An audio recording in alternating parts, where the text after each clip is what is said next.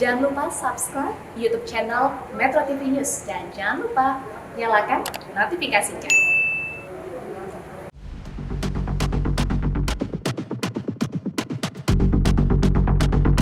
Harus, tapi kita tetap minta petunjuk pusat, lockdown apa PSBB apa PPKM. Selama ini PPKM gimana Pak? Jadi masih nggak efektif itu buktinya kalau orang bolak-balik.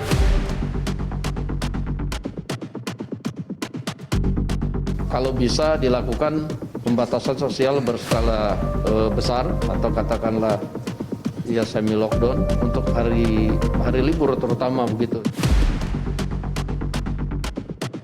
Menghadapi situasi wabah yang berbeda dengan awal tahun kemarin, besar kemungkinan ini adalah varian baru yang dengan mudah menular termasuk kepada anak-anak.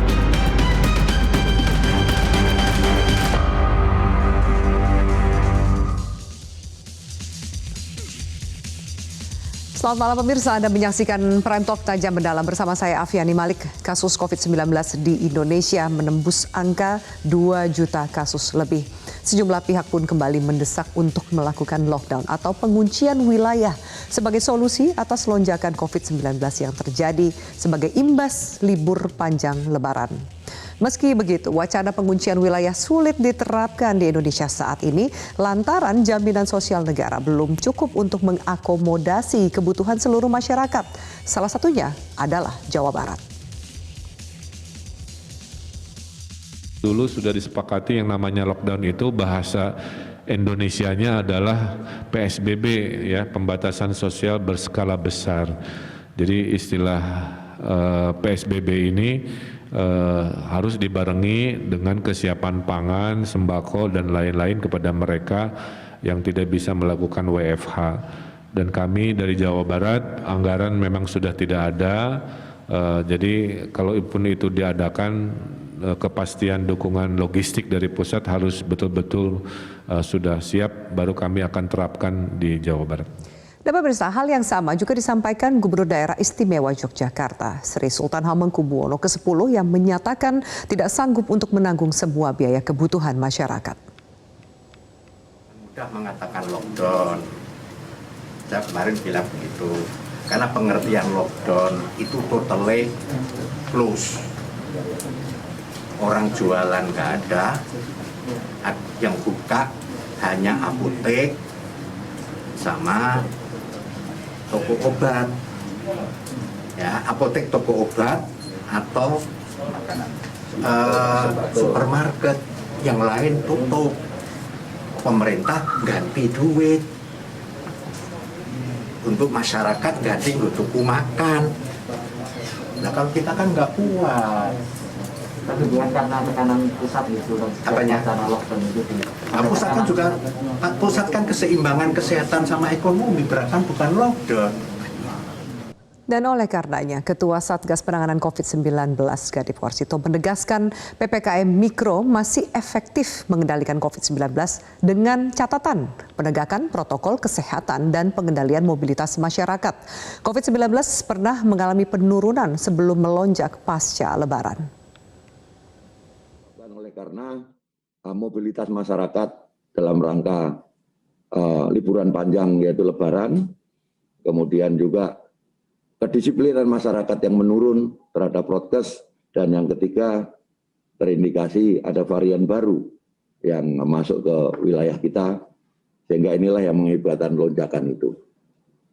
Nah, oleh karenanya PPKM Mikro masih diyakini masih efektif untuk bisa mengendalikan itu dengan catatan implementasi pelaksanaan di lapangan terhadap penegakan protokol kesehatan dan pengendalian mobilitas masyarakat ini menjadi kata kunci yang harus kita bisa laksanakan dengan baik. Benarkah PPKM Mikro masih efektif untuk mengendalikan COVID-19 dan membuat masyarakat patuh terhadap protokol kesehatan? Kita akan membahasnya bersama dengan sejumlah narasumber. Langsung akan saya sapa narasumber pertama, Wakil Gubernur DKI Jakarta Ahmad Riza Patria. Bang Riza Patria, selamat malam.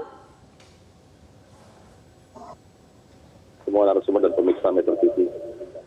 Iya, terima kasih sudah bergabung bersama kami, dan juga ada Ketua Bidang Komunikasi Publik Satgas COVID-19, Mas Heri Trianto. Mas Heri, selamat malam. Selamat malam Mbak Fiani, Bang Riza, selamat malam.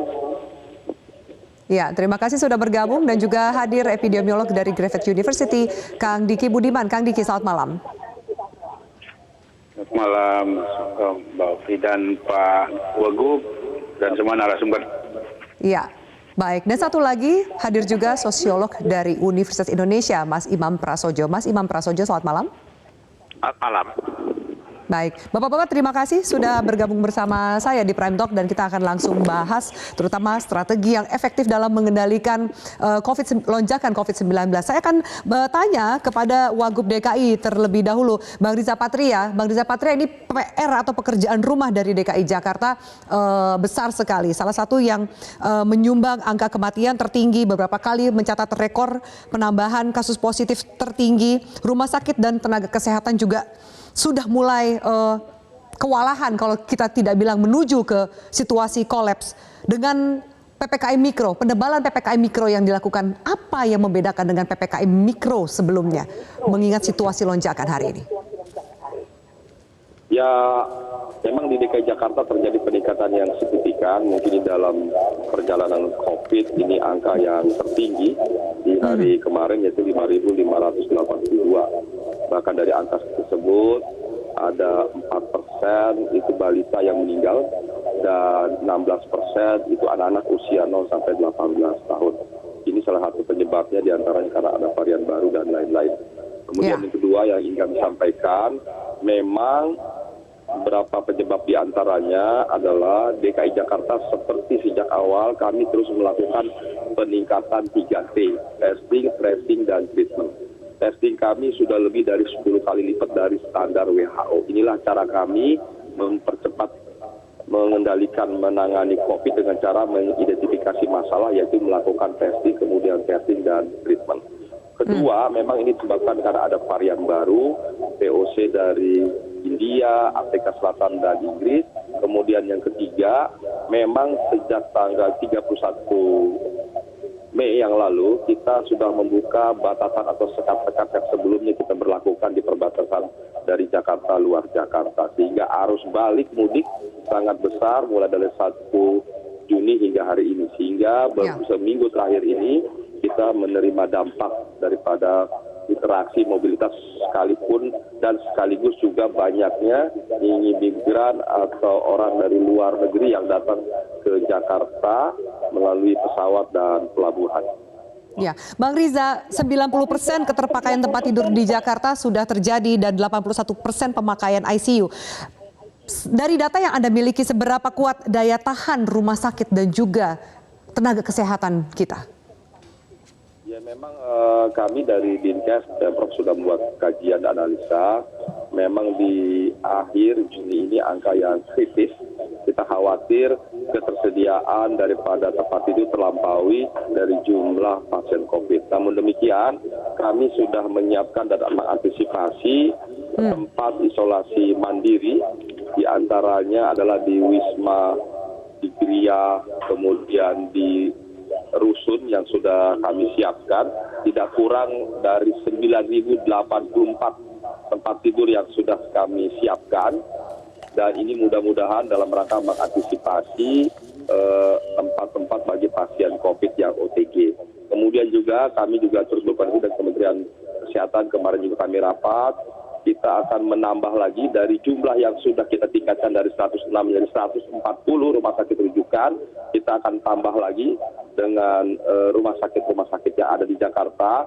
Bahkan Pak Menteri Kesehatan mau mengambil kebijakan mulai hari ini akan melibatkan rumah sakit di Botabek untuk juga menampung pasien yang ada di sekitar Jakarta. Karena fakta dan data antara 24 sampai 30% pasien yang ada ditampung di Jakarta adalah warga dari sekitar Jakarta atau non-Jakarta. Jadi itu antisipasinya, kami menyiapkan tempat, rusun dan sebagainya sebanyak 9.000, selain juga hotel yang kami miliki untuk tenaga kesehatan.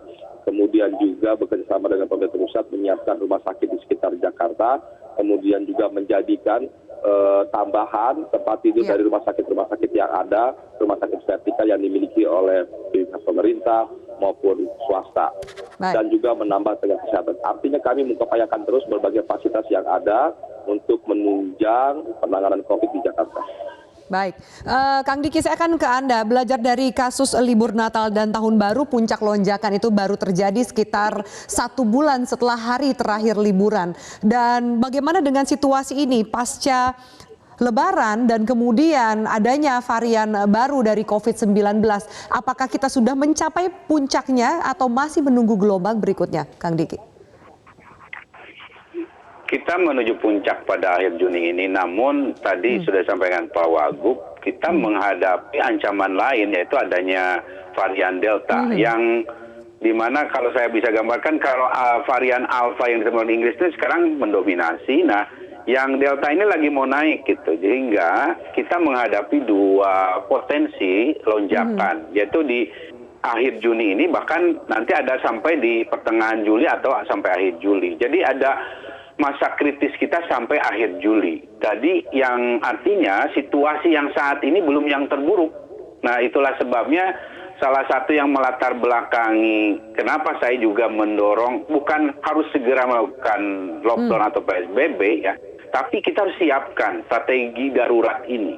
Karena ketika skenario terburuk terjadi, di mana seperti kolapsnya fasilitas kesehatan yang kita kan belum mencapai puncak, bahkan yang terburuk pun karena Delta varian ini yang berpotensi membuat kolapsnya layanan kesehatan kalau kita tidak benar-benar antisipasi. Nah, tentu yang namanya strategi harus siap dengan skenario terburuk. Nah, salah satu yang untuk meredam kolapsnya layanan kesehatan adalah PSBB tentunya. Nah, untuk itulah kenapa ini perlu dimatangkan, bahkan harusnya jauh hari ya, karena masalahnya tidak semua daerah seperti Jakarta. Jakarta punya finansial yang bagus, kemudian kapasitas infrastruktur, tapi kan masalahnya udah bukan hanya di Jakarta. Jakarta itu terkesan seperti serius, paling serius kondisinya, padahal ada yang jauh lebih serius loh gitu, Mbak Ufi. Karena masalahnya kapasitas testing tracing daerah lain, bahkan yang padat penduduknya, 3 daerah padat penduduk itu minim testingnya. Test positivity rate kita tuh 50% loh hari ini. Ini artinya jomplang banget, kontribusi Jakarta terlalu dominan, sedangkan daerah lain yang mengalami masalah setidaknya sama dengan Jakarta tidak signifikan kontribusi. Ini berbahaya.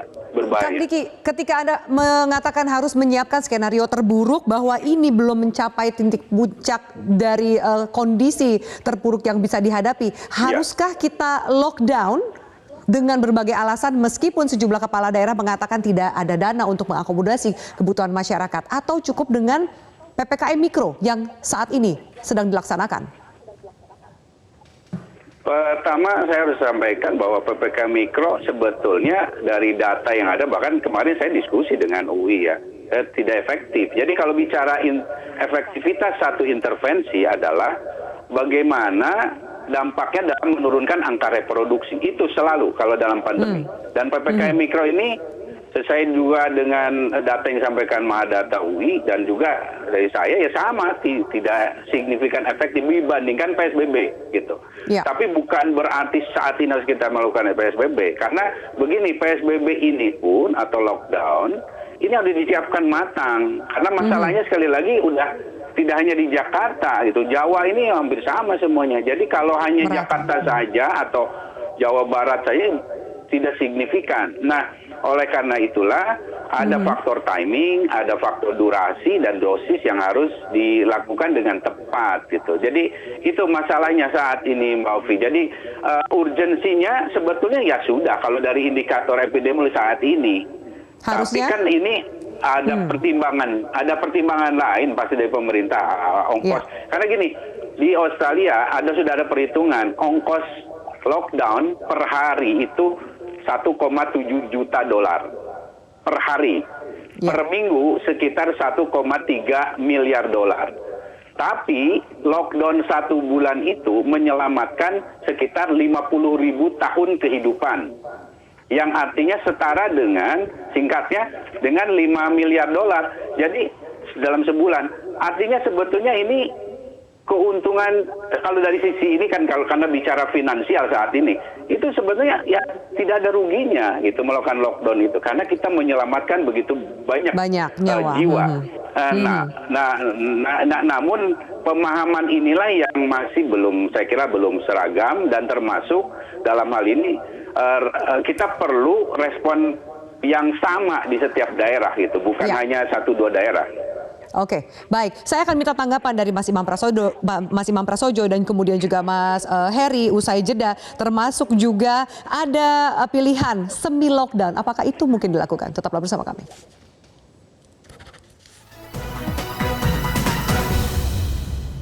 Baik, pemirsa, kita lanjutkan. Saya akan ke Mas Imam sebagai seorang sosiolog. Bagaimana Anda melihat kalau kita juga harus mengkritisi masyarakat sebagus apapun peraturan ketika masyarakat tidak berpartisipasi secara aktif, berkontribusi secara maksimal, sepertinya hasilnya adalah ini ketika pemerintah mengatakan melarang lebaran dan kemudian kita mendapatkan angka lonjakan yang begitu tinggi. Mas Imam, tanggapan Anda, kenapa masyarakat sulit sekali untuk diajak berubah? Apa analisa Anda dan apa yang perlu dilakukan?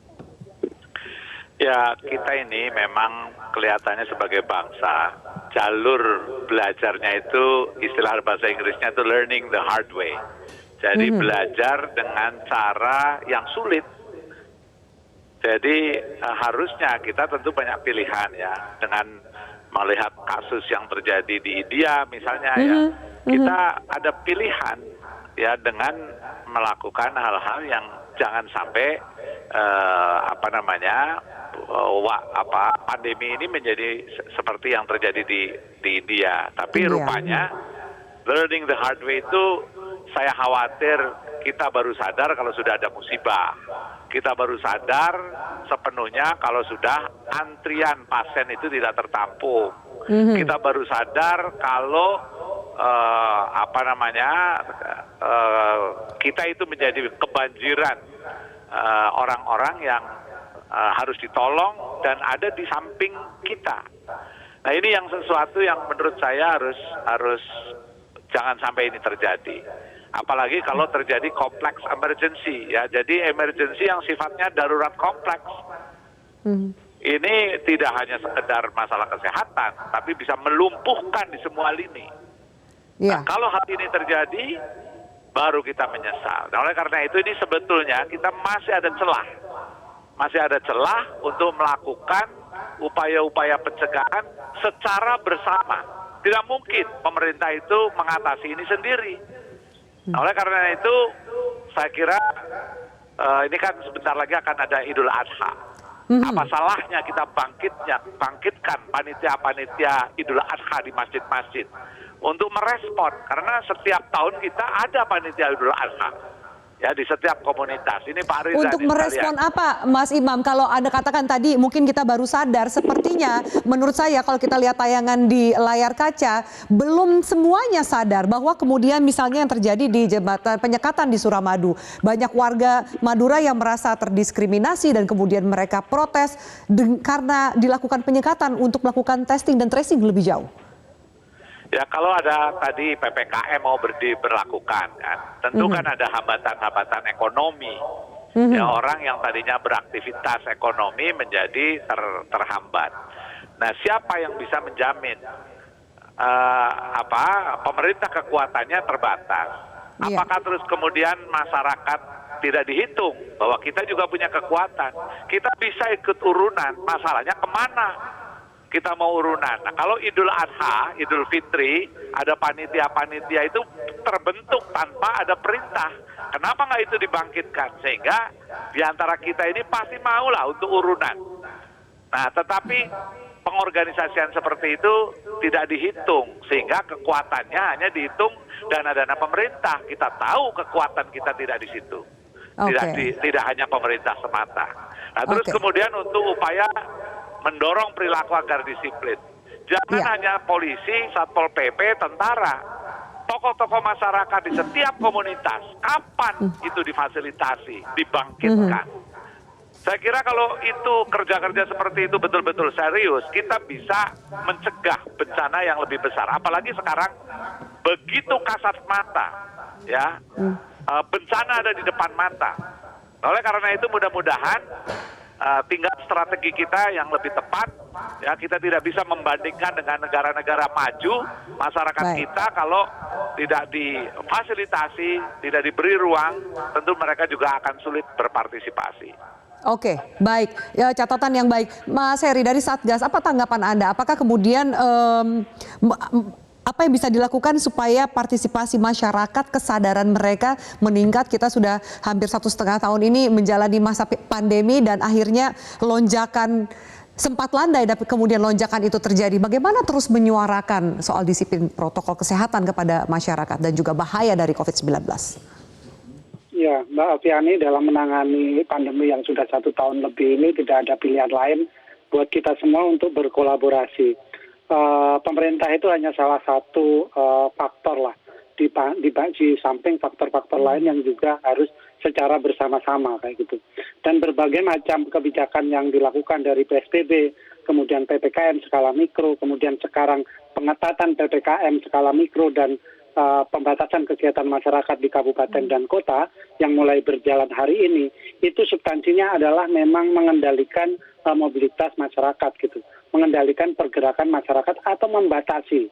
Nah, bagaimana kemudian hasilnya? Kita sudah mendapatkan raportnya itu kalau kita lihat grafiknya dalam 1 tahun terakhir ya, naik turun gitu. PPKM skala mikro tadi dikatakan Mas Diki tidak efektif gitu dari mencegah penularan, tetapi pada faktanya kasus aktifnya itu berkurang sampai 50%, sehingga mungkin sebagian dari kita karena kasusnya menurun tetap lengah, akhirnya memaksakan juga untuk mudik misalnya seperti itu. Dan sekarang kita mendapatkan situasi di mana kasus hariannya itu mencapai level tertinggi ketika kasus bulan Januari, 14.400, hari ini 14.000 juga lebih. Jadi kita sudah di puncak kembali kasus harian. Dan kita memang harus bersiap-siap. Situasi di Jakarta mungkin juga lebih parah dibandingkan sebelumnya, karena saya ingat pada Januari itu Jakarta itu di antara 80%-an ya keterisian rumah sakit gitu. Sekarang sudah 90 gitu. Dan kita memang harus melihat ini sebuah realitas dan kita harus bangun gitu semuanya, seperti dibangkitkan juga oleh Mas Imam Prasojo tadi, untuk kita sama-sama belajar setelah semuanya sudah ada di dekat kita gitu, baru bisa belajar. Kira-kira seperti itu yang sedang terjadi. Disayangkan ketika akhirnya harus mengorbankan peristiwa ketika kita melihat keluarga kita yang terkena, baru kita tersadarkan seperti itu. Saya akan minta tanggapan dari Bang Riza Patria bahwa nanti ke depan akan dilakukan PPKM mikro yang dipertebal. Apa yang bisa dilakukan untuk menjamin adanya ketaatan disiplin protokol kesehatan, termasuk juga penegakan hukum? Apakah itu akan dilakukan lebih jauh untuk memastikan bahwa masyarakat memang bisa menahan diri untuk beraktivitas dan bermobilitas? Jadi terkait peningkatan yang cukup tinggi di Jakarta, pemerintah pusat, Pak Menko kemarin sudah mengumumkan, Pak Mendagri juga sudah mengeluarkan instruksi Mendagri, dan kami juga sudah membahasnya, dan kami Pemprov melaksanakan apa yang menjadi kebijakan dan keputusan pemerintah pusat terkait adanya penguatan optimalisasi atau pengetatan PPKM mikro yang ada selama 2 minggu ke depan sampai dengan tanggal 5 Juli. Jadi terjadi pembatasan yang cukup signifikan, diantaranya bekerja di kantor hanya diberi kesempatan 25%, kecuali tempat-tempat yang esensial, logistik, keuangan, dan sebagainya, energi, dan sebagainya. Kemudian yang kedua, juga di mal-mal sudah dibatasi dari 50% menjadi 20%, bahkan tempat ibadah juga dibatasi bagi zona merah, ditiadakan kegiatan peribadatan di semua tempat ibadah. Kemudian juga tempat-tempat acara seperti resepsi, meeting, dan sebagainya, tempat para wisata, tempat terbuka, semuanya ditutup untuk sementara selama 2 minggu. Ini artinya terjadi pengetatan yang cukup luar biasa dari 2 minggu sebelumnya. Inilah upaya pemerintah pusat dan kami mendukung adanya pengetatan yang cukup baik menurut saya, sekalipun belum 100% ini PSBB seperti dulu, tapi cukup signifikan.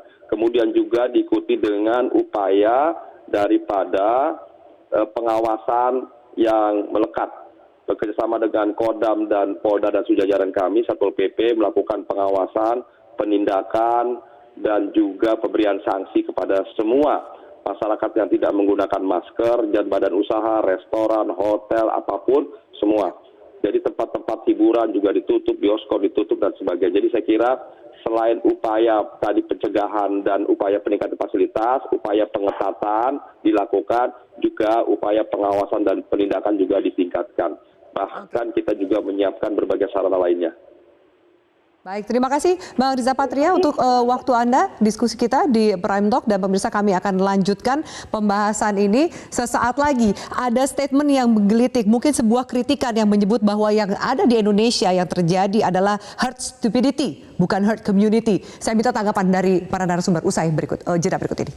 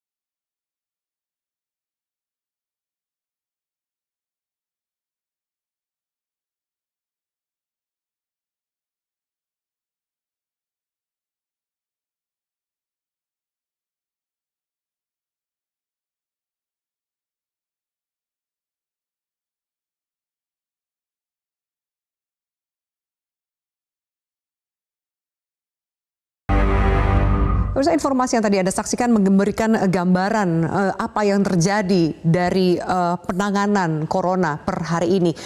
Kang Diki, saya akan menanyakan ke Anda. Sebelum jeda saya tadi sempat mengungkap ada istilah herd stupidity, bukan herd community yang dicapai. Mungkin itu adalah bentuk kegeraman dari seorang epidemiolog yang merasa mengapa sulit sekali untuk mengatur masyarakat, memberikan edukasi dan menciptakan kesadaran kolektif di masyarakat bahwa memang kita tengah harus serius melawan pandemi. Apa tanggapan Anda? Ya, kalau secara pribadi saya tidak terlalu setuju ya dengan ungkapan ini, karena bagaimanapun dalam setiap respon ini apalagi ada unsur pemerintah, masyarakat, kita nggak bisa memblaming secara umum gitu. Ini yang harus kita jaga narasi ini ya. Tetap kita berkritik tapi tetap konstruktif tanpa membuat terdemotivasi ya. Karena kalau bicara pemerintah itu dari pusat, dari presiden sampai lurah itu. Dan itu responnya ada yang bersusah payah berjibaku ya, dan tentu inilah kenapa kalau dalam secara pribadi saya tidak dalam mensokong itu, lebih bahwa ada fakta sebagian dari pejabat publik kita, kemudian bagian masyarakat kita yang juga memang dalam tanda kutip bebal atau malah terbawa arus konspirasi, yaitu fakta yang harus kita luruskan dan bersama, tidak mungkin kita luruskan satu sendirian. Nah, situasi saat ini adalah kontribusi dari semua itu, baik yang karena kalau bicara menurut saya dalam situasi krisis seperti ini, kalau bicara individu masyarakat, ya individu masyarakat ini juga ada di pemerintah. Jadi ini yang artinya yang lebih bahayanya karena dia ada di pemerintah, apalagi dia penentu kebijakan, ini akan menentukan. Misalnya katakanlah tentang obat, ivermectin. Kalau pejabat publik itu tidak berbasis sains, dia akan dengan mudah memutuskan, oh ini harus jadi program. Padahal itu menyangkut misalnya anggaran, ada tanggung jawab publik, dan kemudian intervensi harus sangat berbasis sains. Nah, hal-hal seperti ini yang tentu ya tidak bisa juga kita, saya kira, kritik tetap, tapi tentu dalam kerangka konstruktif. Karena begini, apapun pandemi itu kan akan berakhir, dan seperti tadi Mas Imam sudah bilang, kita dalam pelajaran yang getir lah, pahit getir gitu. Tapi kalau kita lalui ini, ya, dan tapi kalau kita lalui ini bersama, ya, dan menyinggung tadi tentang masyarakat, kritik saya pada pemerintah adalah sejauh ini masyarakat ditempatkan sebagai objek gitu, objek. Salah satunya adalah transparansi data saja. Data itu ya sekedarnya dia sampaikan tidak benar-benar sesungguhnya apa yang terjadi. Nah ini karena melihat bahwa masyarakat hanya sebagai objek, bukan sebagai subjek. Ya udah sekedarnya. Tapi kalau sebagai subjek untuk mengangkat dia peran serta aktif dia, ya kita sampaikan kondisi sesungguhnya sehingga masyarakat jadi terbawa. Oh oke, sesungguhnya seperti ini, peran saya harus begini. Gitu. Ini yang harus dilakukan. Saya minta tanggapan dari Satgas, Mas Heri Trianto, silakan. Apakah kemudian ini juga menjadi evaluasi atau catatan bagaimana melakukan komunikasi publik ke masyarakat lebih jauh? Iya, benar. Kritik apapun memang diterima, bahkan Mas Diki selalu mengkritik kebijakan pemerintah. Saya pikir itu tidak masalah gitu. Tapi kalau kemudian disebut dengan sarkas tadi ya, kebodohan kolektif kira-kira ya, roller komunitas, saya rasa itu sudah memang berlebihan. Tetapi bahwa kemudian masyarakat harus ditempatkan sebagai subjek, saya juga sangat setuju. Mas Imam ini di awal-awal terlibat juga dalam diskusi ini ya tentang perubahan perilaku, bagaimana melibatkan masyarakat secara aktif, bagaimana komunitas itu ditarik, bagaimana tokoh-tokoh publik atau tokoh-tokoh masyarakat, tokoh-tokoh agama itu juga dilibatkan, itu sebenarnya juga dilakukan gitu. Tetapi memang dalam situasi masyarakat Indonesia ini yang begitu beragam, itu tidak semuanya bisa berjalan gitu. Kita bisa lihat bagaimana di Madura kayak gitu kan, orang mungkin sama pemerintah tidak terlalu percaya, tetapi mereka lebih mendengarkan gurunya gitu. Jadi kita datang ke sana, ke para guru ini, para kiai gitu, untuk kemudian terlibat dalam kampanye perubahan perilaku. Ini dilakukan memang harus harus tidak pernah bosan. Dalam 1 tahun kita terus belajar, kita terus membuka diri. Saya juga ingin menanggapi soal data yang kemudian kita himpun. Harus transparan apa data yang diberikan ke masyarakat? Nanti dijawabnya usai jeda, kita harus jeda dulu. Bapak-bapak tetaplah bersama kami pemirsa.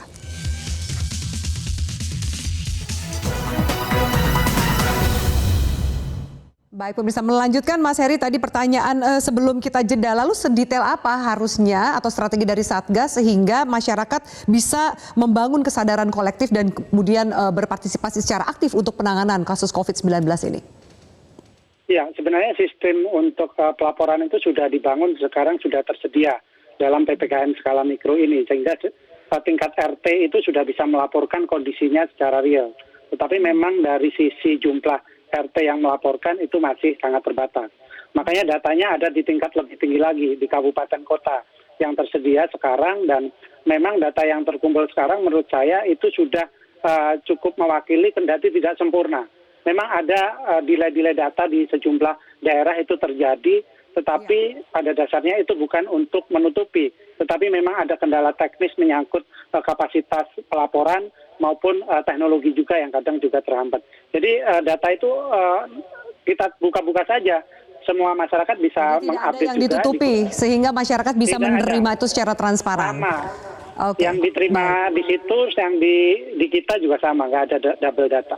Oke, baik. Mas Imam, apa mungkin juga ada masukan atau kritik dari Anda soal kemudian komunikasi massa ini supaya tidak ada pertentangan, tidak ada warga yang bandel ataupun bebal. Semua satu arah dalam ikut menangani COVID-19 ini. Saya hanya berharap betul ya, bencana yang sekarang terjadi itu betul-betul menjadi hikmah.